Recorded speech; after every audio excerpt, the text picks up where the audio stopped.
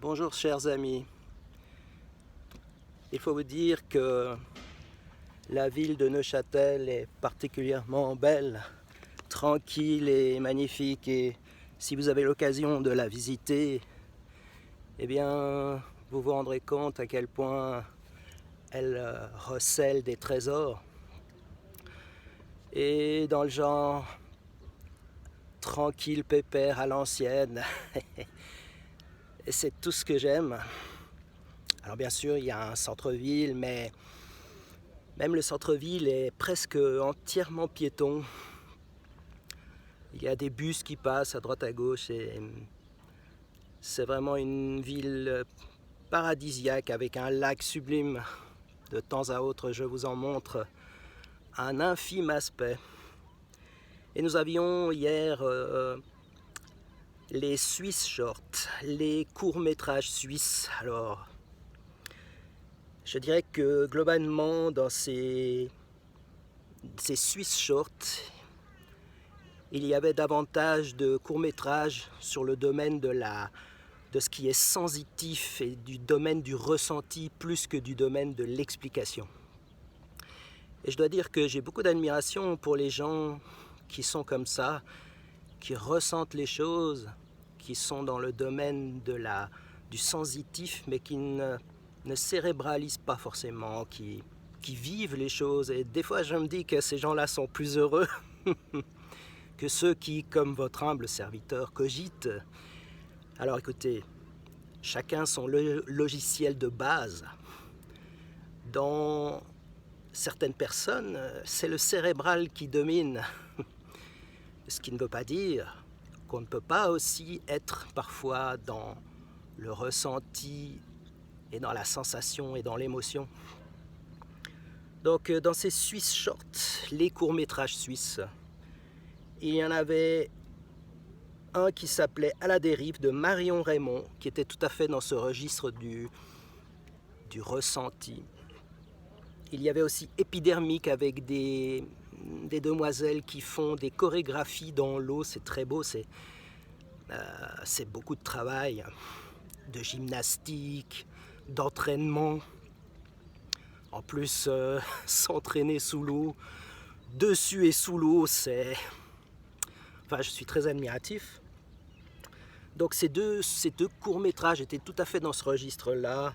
Il y avait aussi une petite histoire rigolote de Third Wheel, bizarrement un Swiss Short, un court-métrage suisse entièrement japonais avec un couple dont le mari décède et puis puisqu'on est à l'époque féodale, d'ailleurs nous allons y revenir à cette époque féodale brièvement.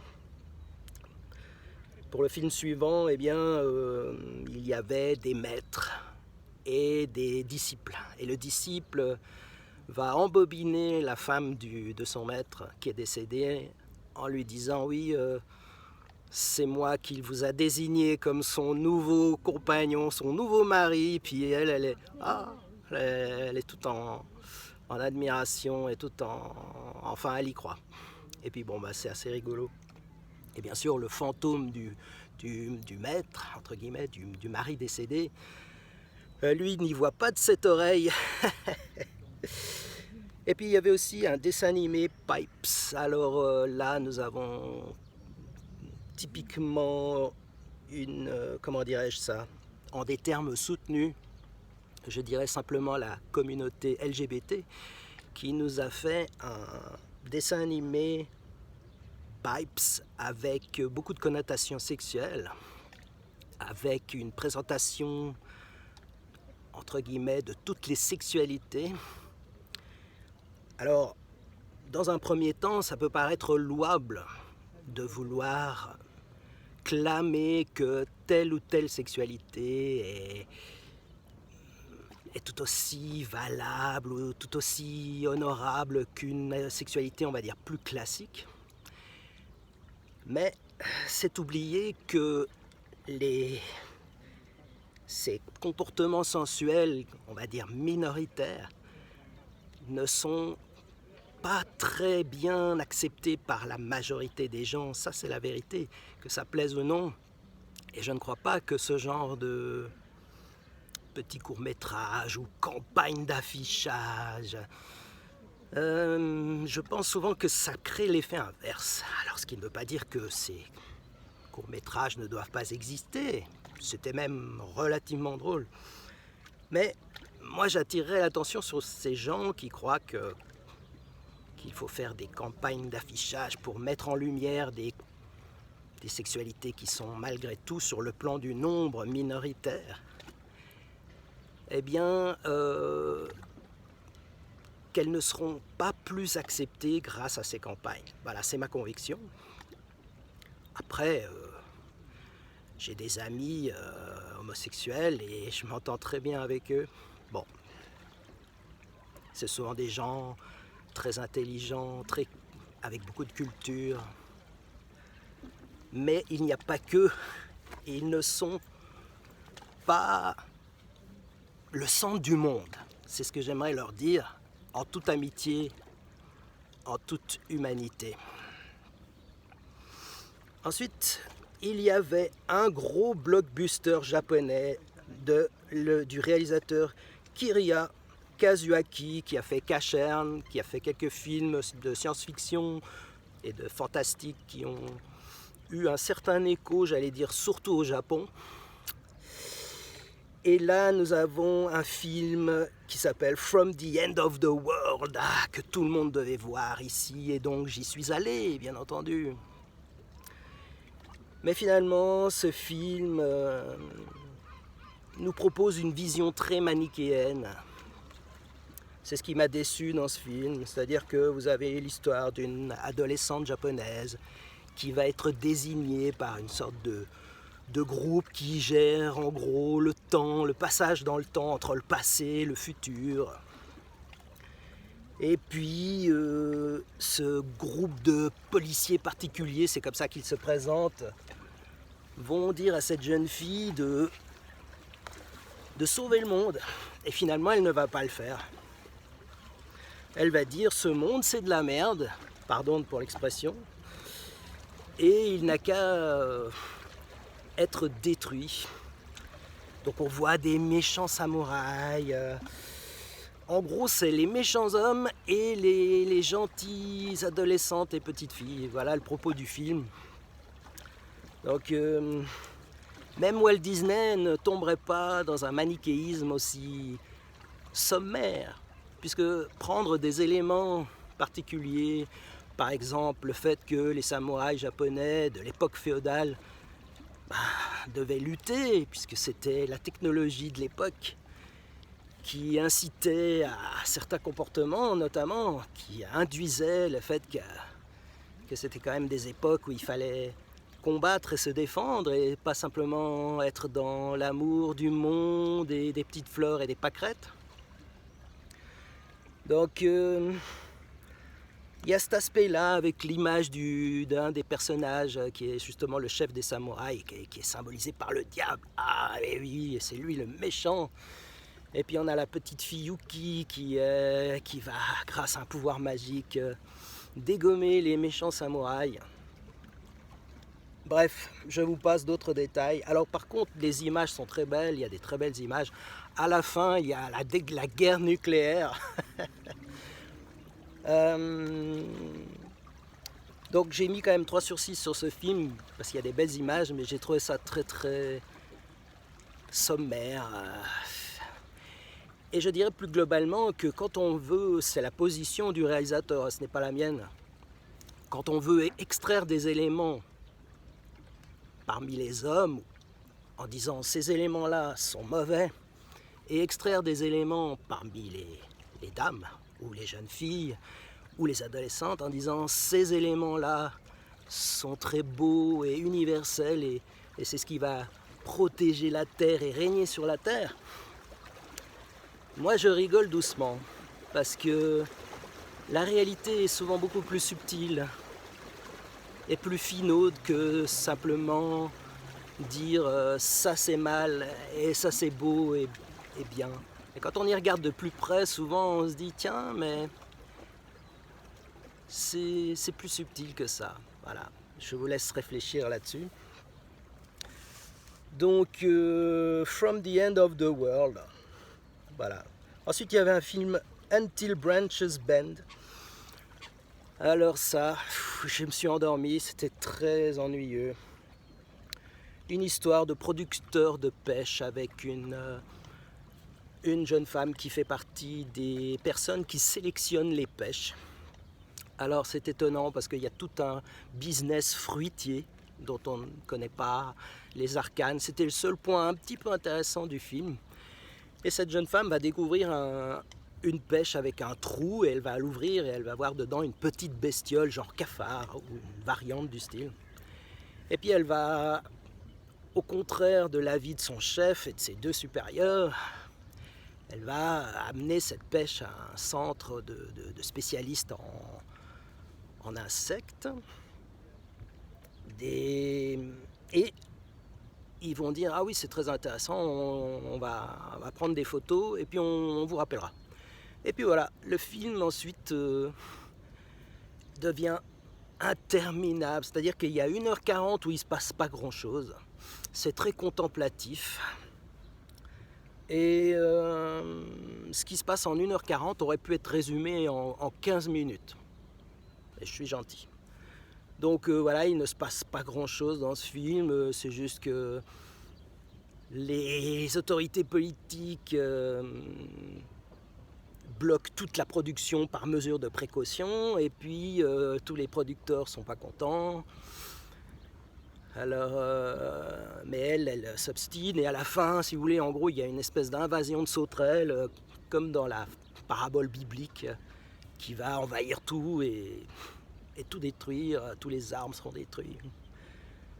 Mais pour en arriver là, il faut attendre 1h40, et il y a des longs passages contemplatifs, c'est très ennuyeux, il ne se passe rien, donc j'ai mis 0 sur ce film. Until Branches Bend. Ensuite, nous avions un film très intéressant, le seul film vraiment bien d'hier, le seul qui s'en sort, avec un beau 5 sur 6, c'est Raging Grace, un film de Paris Zarcilla, Z-A-R-C-I-2-L-A. Et c'est un réalisateur philippin et anglais. Il a la double nationalité. Et il est venu sur scène, il a fait une blague en disant « Je m'appelle Paris, mais je ne connais pas un mot de français. » Très sympa ce bonhomme.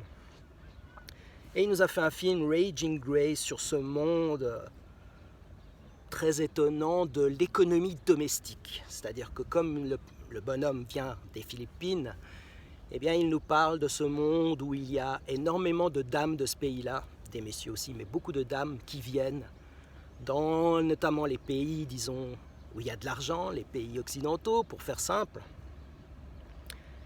Et ces personnes viennent promener des chiens. Elle énumère elle-même, l'héroïne du film,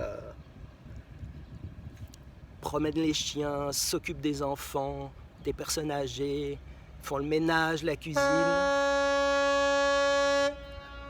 L'appel du large. Donc, des fois un deuxième c'est mieux, c'est le côté imprévisible de la vie. C'est beau. Encore un? Non. Et donc, je disais, donc, ce film parle de l'économie domestique. Et bien sûr, ces jeunes femmes sont souvent surexploitées. Elles sont payées au noir, comme on dit, sans garantie. Elles ont souvent pas de passeport, pas de papier, pas de visa. Donc elles sont en très forte dépendance. Et naturellement, la nature humaine étant ce qu'elle est, faite de beauté, mais aussi d'aspect sombre, c'est très classique de le dire, mais de temps à autre, il faut le rappeler.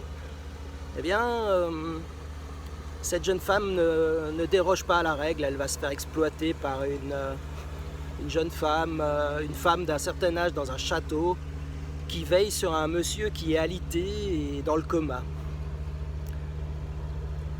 Et donc, en dehors de cet aspect-là qui est souligné par le film, il y a quand même une histoire vraiment intéressante, très intéressante, de cette jeune femme avec sa petite fille qui est adorable, qui s'appelle Grace,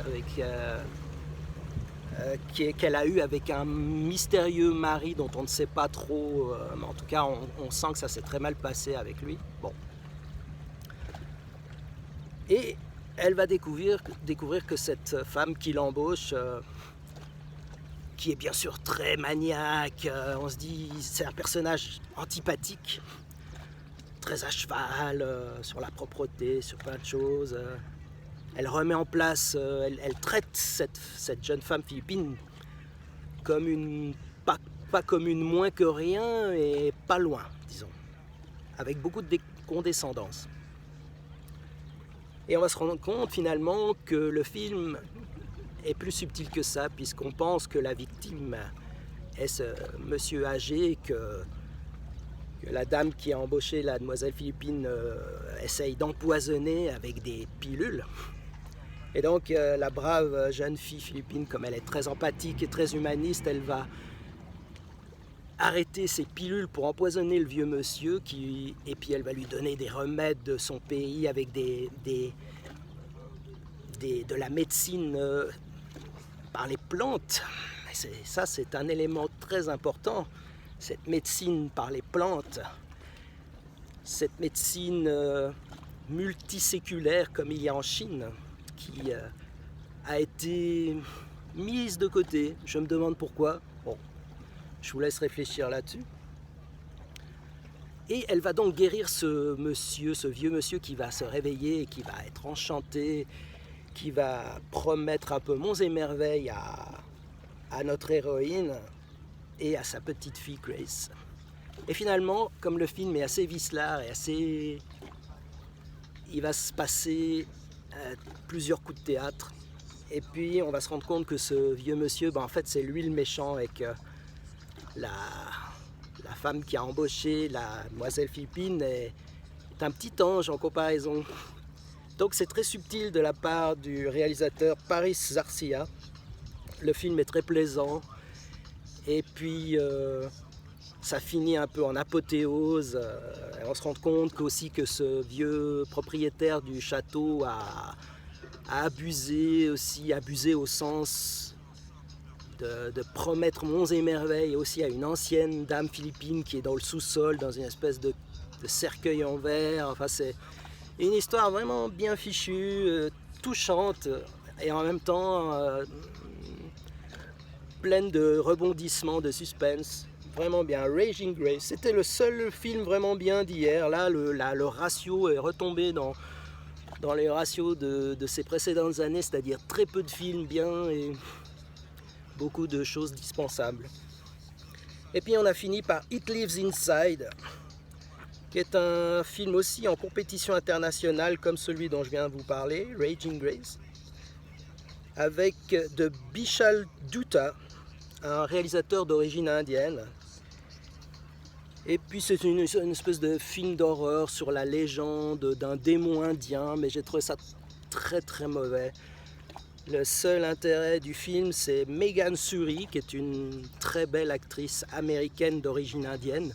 Donc le réalisateur, je pense, il partage mon point de vue, puisqu'il ne filme quasiment qu'elle pendant 95% du film, avec des très gros plans sur son visage et aussi sur son corps. Donc il est fasciné. On rejoint ce que je vous disais sur le film All the Boys Love Mandy Lane. Eh bien là, on est un peu dans ce registre. C'est-à-dire que Bishal Dutta, le réalisateur, partage cette fascination pour la beauté. Et c'est vrai que cette actrice est très belle. Mais à part ça, le film est insipide, ennuyeux. C'est du sous-film d'horreur à 2 francs. Donc 1 sur 6 j'ai mis, voilà, ça vaut pas plus. Je remercie beaucoup les gens qui me mettent des petits commentaires aimables. Merci Jean-Claude et merci aux autres. Et je vous dis à demain.